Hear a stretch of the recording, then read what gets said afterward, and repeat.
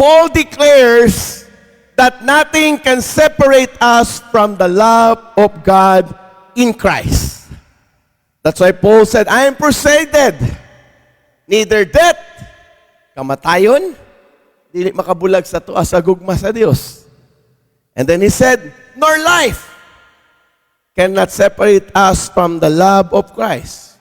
And then he said, nor angels, nor principalities, nor powers can separate us from the love of Christ. Pero nahibong kung anong gibutang, nor things present. Ang mga butang na naakaron sa presente, pwede dahil makapamumulag ka nato sa gugma nato sa Ginoo. And then, nor things to come. Hallelujah. So, Paul declare, sa lahat ng listahan niyang gihatag, giapil gid niya ang things present. Hallelujah. Kay kasagara sa tua, we have the fear of the future. Amen? You have the fear of future na what might happen for me tomorrow, unsa ka, what if. Di ba na may mga pangutanang inana, mga ikson? What might happen for the future mo nang magkugi ko? Pero Paul knew that there is another danger nga tinuod kayo na kinahanglan nato katubang ang presenting panahon. Ang pressures, ang duties, ang trials, ang distraction nga naa karon sa present nato. Wala lang tagahuna-huna sa future, but Paul declare, even your present situation, makapalaglag ka nato. Hallelujah! Kinahanglan natong masabtan, hallelujah, sa mga ordinary experiences sa matag adlaw sa atong kinabuhi. Kinahanglang mabantayan nato kay pwede niring palungon ang pagiging aware nato sa presensya sa Diyos sa atong kinabuhi. The ordinary experiences in life can distract and destroy our spiritual relationship with God. Yet we have to take note with the present things that we have can bring blindness, hallelujah, to us in the distance. Na-bless ko sa usa ka illustration na gibuhat sa tuwa ni Sister Banji sa diyang nag-lecture siya some of our fellowship. But before that, pahinumdom, pahina unyang hapon, o sa oras, alas 3, nalimot ko kanong, so ako ninyo gipahinumduman. Pahina, alas 3, ha? Tiwaso na to ng Nadia sa atubangan. So please, balik tanan mga lalaki unya, and then kung mo kabalik, pagbilin lang mo og snack na mo mga igsoon.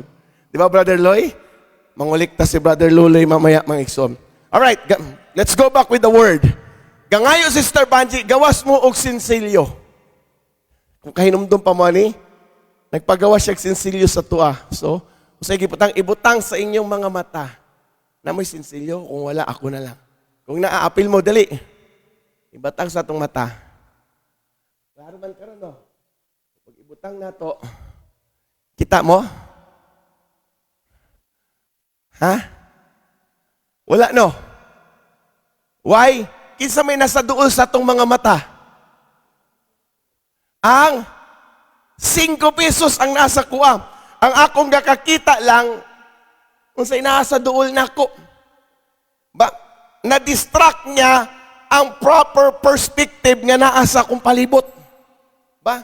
Wala na ako nakita ang kanindot sa inyong mga naong hulagway, sa inyong mga gwapo nga mga naong.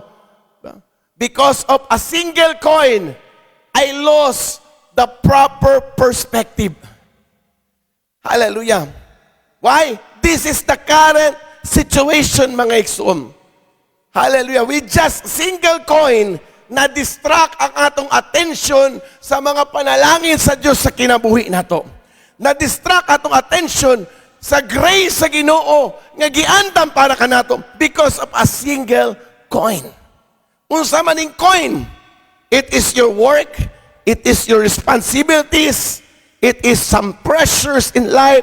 Mauni ang nakaduol kanato. Kaya let me preach to you, unsa mang mga butang karon ang naaduol kanimo. Hallelujah, that distracts you in serving the Lord. That distracts you in giving yourself to Jesus. That distracts you in worshiping the Lord. It's just a coin nga nakatabon karon sa imong mga mata. Hallelujah, we have to remove the coin in our eyes aron makita nato ang dakong perspective na gihatag sa Dios sa atong kinabuhi. Mahimo tang vigilant mga igsoon. Hallelujah, kay kini but that represent work, responsibilities, pressures, hallelujah, work, school, studies, assignments, projects, money, careers, or hobby, mga igsoon. These are the ones that block us with God's abundant grace in your life. That's why we have to be vigilant. Maaptikon ta mga igsoon. Kay na ay eternal realities ang Diyos giandam para kanato. Unsa ang eternal? Ang gugma sa Diyos wala na usab para sa imuha. Ang presensya sa Diyos andam para kanimo. Ang pagka-Diyos sa Diyos wala na kuhaan. Come on, there's an eternal things. Kaya nga, tinuro sa atin kanina, ayaw gyud ninyo kuwai ang inyong ikapulo. Ba? Dagan taghatagon diri sa church. Ayaw kuwai ang inyong tithes para lang ihatag ninyo. Kay you are blinded with coin. Di ba? Kay mo ingon mo, ay hatag mo daw na ako sa church, tungaon ako niya ako ikapulo para mahatag na ako sa kuang ubang giving kay si Ginalyn, mangatanggid siya. Mangulikta siya. Ha? Parang nakakatawa lang sa atin, pero timan it's just a coin that distracts you with God's abundant blessings in your life. Wala na usap, wala na kuhaan ang gugma sa Diyos. Wala na kuhaan ang bandi sa Diyos. Kaya niyang i-provide ang tanan natong tahinanglanon. Just look on the eternal things. Ayaw itugot na ma-pressure ka sa presente ni mong sitwasyon. Dagan man diri sa tuwa makasala sa Diyos because of the present situation. Diba? Dili ta mo hatag og tithes kay wala tay pamiliti. Hiwabta na lang nato ni. Di ta kasimba kay mga iba pang prior commitment. It's just the present situation. Na parang feeling mo bukat kayo siya than the eternal. Ay og kalimot unsa atong gibuhat karon, it will result for our eternal.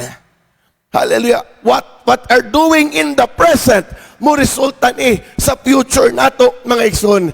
Kaya samtang napakay ginhawa karon, di ta kabalo kung mabuhi bata ugma. Pero kung may ginhawa ka and you can do the right thing to God, start communicating to Jesus. Let me call your attention to God right now. Mag-post ka muna. Maghuna-huna ka muna. Gihigugma ko sa Dios. Wala ko niya gipasagdan. Ang Dios na ani nga dapit. Wala ko'y dangay itago sa Dios. Hallelujah. You have to give yourself to God. Surrender yourself to God.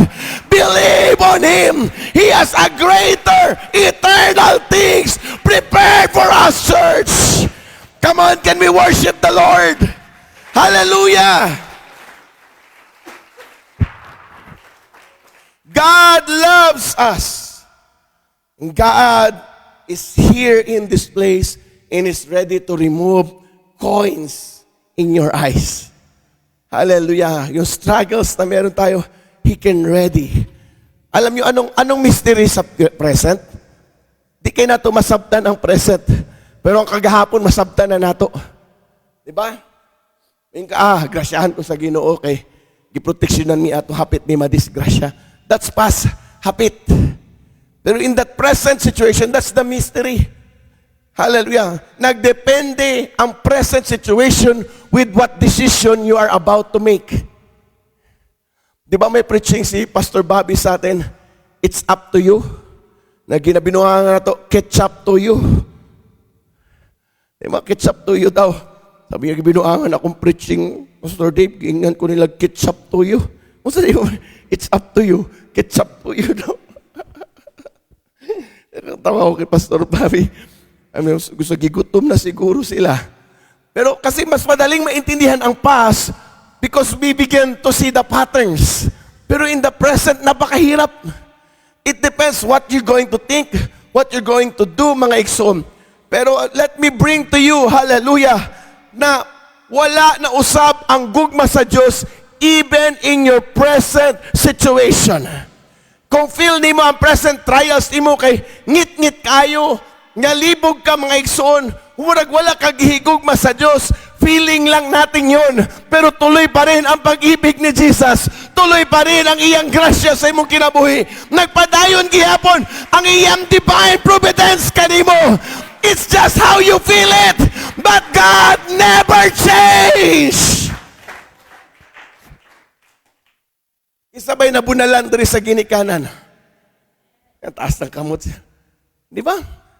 Nakasabot ba ka na gibunalan ka? Wala. Ako wag yung kasabot nga nung manungbag si daddy, manipa si daddy, mahay-mahay ko, Lord. Gusto man akong papa. Pastor ko yung malim mo manungbag, manipa, maningka ka na. Di na mo masabtan. But later on, when we grow up, we begin to be thankful. Thank God. Nga si Dodi, gibutang og sako ni nanay. Joke, wala dito tinood. Salamat na si Dodi, gibunalan ni nanay.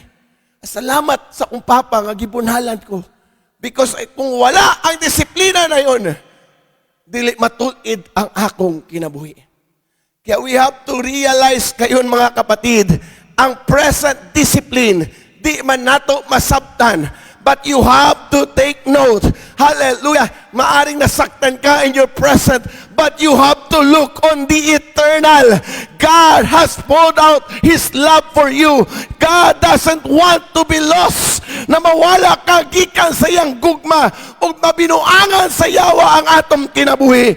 We may not understand the present, but we have a God that is boundless with time.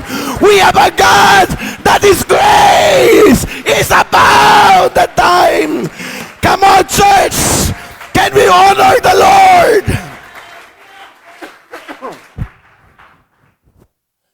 Ang hirap i-recognize ang love pag pinapalo tayo, no? Nang pinalo ko si DJ, na grabe ang palo ko na nakita ni Siki, mga ikson, murag mabuang si Siki. Help, kuya, daddy, palo, kuya. Murag mabuang, hilak-hilak siya dito kaya. Punalan kita ako si DJ. Tapos ako ma-realize na ko, kaluoy ba? Murag hindi mo pa, namingaday ko niya, you don't love me. Ba, hindi lang ma-feel. It's natural. But you have to understand, hindi tayo sinaktan para lang sabihin hindi tayo mahal. Sinasaktan tayo para itulid ta sa atong Ginoo. Walay mamunal diri na ginakanan niya trip-trip lang. Ba? Hallelujah. Kaya nga pasalamat tayo nga dili tayo, wala ta nga hubog diri. Bang, ambot kasi ito yung mga palahubog diri nga magmaoy dayon nga mangulata dayon. Why kay nga naman? Ang sabi nila, ang tinuod nga hubog, buutan. Pero ang hubog na pingis, magmaoy. Nakulangan. But you have to look on it, mga kapatid. Hindi tayo didisiplina ng parents natin para trip-trip lang nila nga gusto kang paiyakin. No. We've done something wrong. That's why God has corrected us. Our parents has corrected us. The same thing also with our life with Jesus. The struggles that we have right now and contributes, mga kapatid, sa power sa Ginoo para mabulag sa present situation sa imong kinabuhi. You may not understand the struggle, but if you believe that God has a purpose for you, it will separate you from the pain. It will separate you from the hurt. Because sabi ng awit natin, I got the joy on the inside and I cannot keep in. Hallelujah. Na first time ko marinig sa Bible quizzing yan, sabi ko kay Palabs, may bago akong favorite song. Hallelujah. Why? Because the joy of the Lord is my strength. It's a matter of choice. Na kahit nasasaktan ka, I will still choose the joy of the Lord is my strength. Walang-wala ka na, I will still choose the joy of the Lord is my strength. Pinahiya ka na, I still choose the joy of the Lord is my strength. It might be this may be my present, but the joy of the Lord, He has a greater purpose. He has an eternal joy prepared for me. Hallelujah.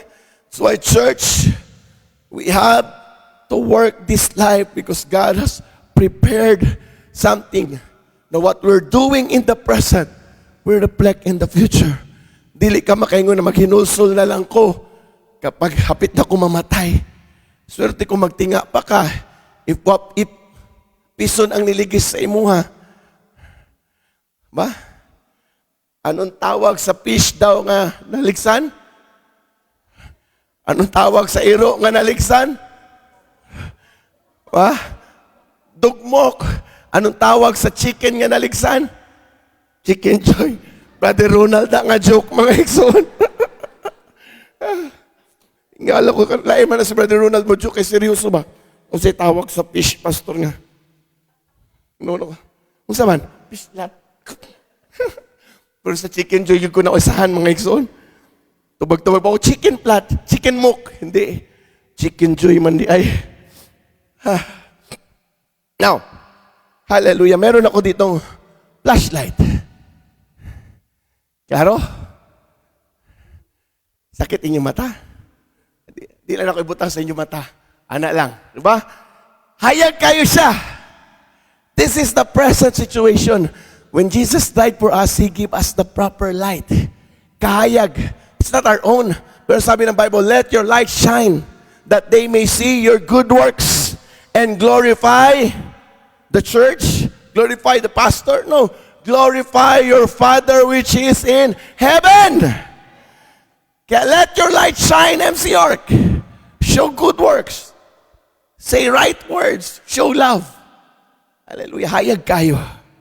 So, digit na tumalikayan, daghag mga presenting sitwasyon diya sa atong kinabuhi, mga igsoon. Wait lang, basig. Naigo. Hayag. Praise God. Sugdan ito, Sister Myrna, kuha. Saan na diya, Sister Myrna? Klaro? Gamay kayo. Alam nyo, maliit lang na mga bagay but can distract the light. We have here failures. Maliit lang. Pakilagay nga, Gab, sticker yan. Maliit lang na mga bagay, hayag kayo suga. Pero pag niabot si failure, kadugay ba, oy? Alistig batanon.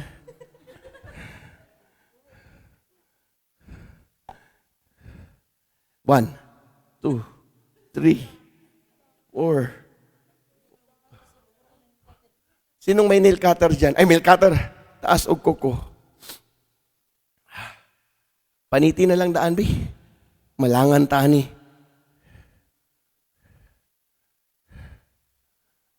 Yan. Naa si failures. Butang nato si failures. Ka-distract ba? Marag, okay ra nga na failures? It's okay. Okay. Sino pa dyan? Dumating si correction. Nabadlungan. Pag, correct ko kinsa man kang pastora ka mag-correct sa kuha. Mahay-mahay dahil, di na ko mo simba. Ka-distract ba? Gamay ra nga butang. Nothing happened. Ba? Seems like parang okay lang mga lagad sa Diyos. Kahit merong failures at merong correction. Hallelujah. Little things. Life brings little things, but it will soon distract our life. So ano pang merong little things dyan? Ito, ano to? Ministry conflict. Ayog tuo nga mag-serve ka diri sa church, mali pa yun? No, may mga conflicts sa church. May mga meeting na murag magrambulan na sa meeting. May mga bagbadlong, may son. May mga conflict in the ministry. Kaya, butang nga, okay ra. Wala pa rin. Patya daw suga para maklaro nato ni. Ngayon pasunod. Emotional weariness. Emotional weariness. Butang, emotional. Gamay ra. Sunod. Mental overload. Sabi ng ating kanina, teacher natin, marami sa atin na tara pero ang una-una wala na sa passing. Tingnan nyo, lumiliit, di ba? Lumiliit yung light.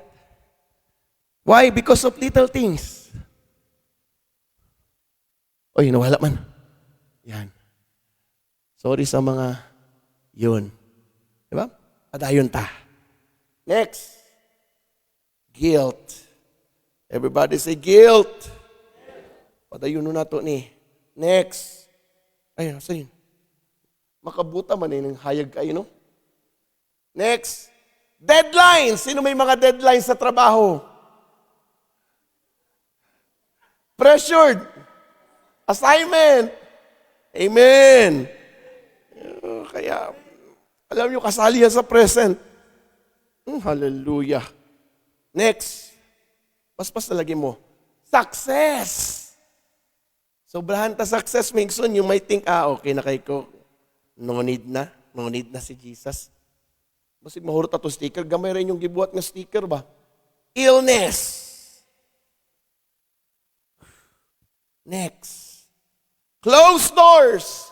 Nang apply mo, pero mo gidawat, ay mo ka backslide. May pulos ang ampo ni Pastor Dave, wag yapon ko na dawat.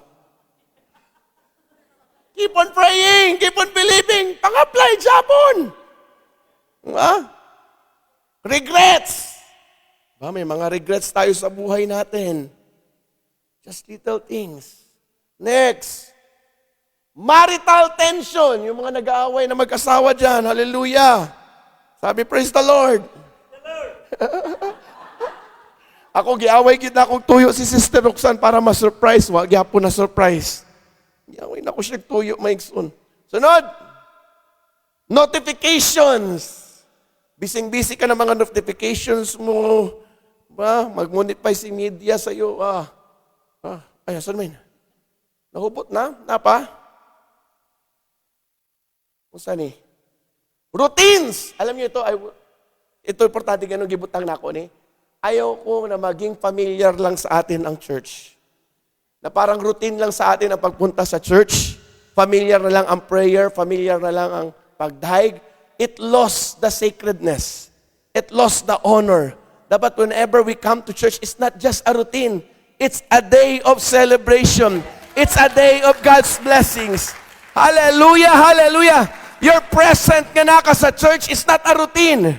It's a day that we celebrate with our family, with our children, mga kapatid. Uy, namatay. Huwag mo sabing naglobat ka. Di ba? Hallelujah. So it's not just a routine. Meron pa? Paspas na kayo ni mga dalagahan eh. Prayers unanswered. Everybody say Amen. Amen. Hallelujah. Next. Busy. Ano nga meaning ng busy? Busy. Being under Satan's yoke. Kaya ayaw mo magrason, busy, manggod ko, di ko attend o youth service. It's just a present situation. You are just under the yoke of the devil. Kaya never natin gawing rason na busy tayo. Anxious thoughts. Kisa nang gahuna-huna og puro kabalaka. Ba? Walay nagunahuna og kabalaka nga nadungagan ang kinabuhi ingon sa Bible. Then, hallelujah, pero ang realidad, pag sige ka hunahunag kabalaka, sayugyug ka mo antog langit. Ha? Ano sabi? May radog malangit. Ba? Pero tingnan niyo mga iksoon. Look, you lose the brilliance. Meron pa? Cellphones! Ang tanong may cellphone yung amen. Ang anong giapil man ng cellphone diha. Mga ML! Tanang youth, may amen! Okay? Call of Duty! Hallelujah! Family misunderstanding. Amen? Physical exhaustion. Exhaustion? Physical exhaustion. Tanang gikapoy, mingog amen. Natural yun na kapuyon ta. What if? What if? And then, convictions. Meron pa? Wala na. Look at this. Nawala na. Nasaan na siya? You see? Ang little things, pag dumami, it loses the light. Kaya nga, ito ang Messiah present na nangyayari sa buhay natin. Haliw, parang nafe-feel natin na parang wala na. Nawala na imong pagkadasig, imong pagkamakugihan sa pagpangalagad. Why? Your present feel nimo stronger. Pero ang tanong, totoo bang nawala ang light? Wala. The light is still there. Pero nung nangyari, the present, keep on pushing, mga igsoon. I know God has a message for you right now. Mga gitugot niya, you have to let go of this present situation in your life. His grace is there. His love is always there. His blessing is always there. It's just black. Giblakingan lang, gitabunan lang og mga present situation sa atong kinabuhi. Yeah, today, hallelujah, kayo, gisulat na ko ni, lipay kay ko, Lord, so powerful kay ka ba? Hallelujah, naaday kay gahom para sa mua, nga digyud matangtam, pero ang problema, sige ratag huna-huna. Pero if you have to realize, my God is greater. If God is for us, who can be against us? Kahit ano pa ang problems na meron tayo, don't forget, Jesus has died for me. Jesus given His life for me. Yeah, in this altar calling, your present might blind you, confuse you, distract you. But if you give yourself in Jesus, He loves you. They will lose all the power. Lahat ng meron dito, mawawala. Why? Because of God's grace. So in this altar calling natin, it's a moment to pause. It's a moment to think, na Lord, I want your light to shine through me. Yes, maraming present na mga bagay na nangyayari, but His light is greater. Hallelujah. Itong light na to, light lang to ng buhay natin. Kaya tayong tabunan. But don't forget, ang light na nanggagaling-galing kay Jesus. He can only shine more on this, mga kapatid. It's time to pause. It's time to surrender. It's time to rest on the unchanging love of Jesus. Nothing can separate us from the love of Christ.